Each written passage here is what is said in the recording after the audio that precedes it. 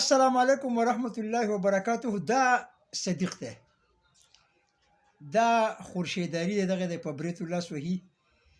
دی وایي دا خلک هسې نارې وهي چې ګراني ده ورځاني ده. وایي نه ګراني شته دی او نه د ګرانۍ نه خبر یمه.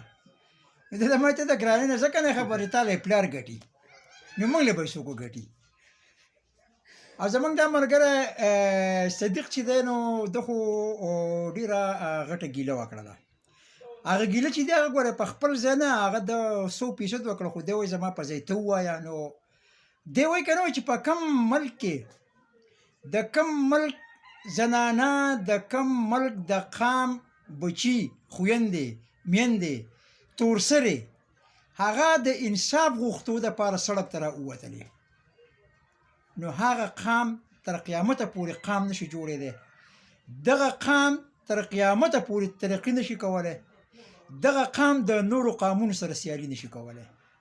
او دا خبره د دې صدیق چې دی که نه دی ګوره ډېره درنه او ستره خبره کړې ده. خو که څوک ورته سوچ وکړي او څوک پې ځان پوهه کړي نو حلوا، او که پې ځان نه پوهه کوي نو دغه دا موږ چې کومې چغې وکړو دغسې به وکړو که نه، خو د اورېدو څوک نشته دی. ځکه چې د پښتو محاوره ده که نه وایي په د کڼو په ښار کې چغې وهل چې دي هغه ړندو ته ډمې ګډول دي. نو بس دغه خبره ده. ښاد او آباد اوسئ. که پوهېږئ پوهه شئ، که نه پوهېږئ الله یو پوهه که. مننه.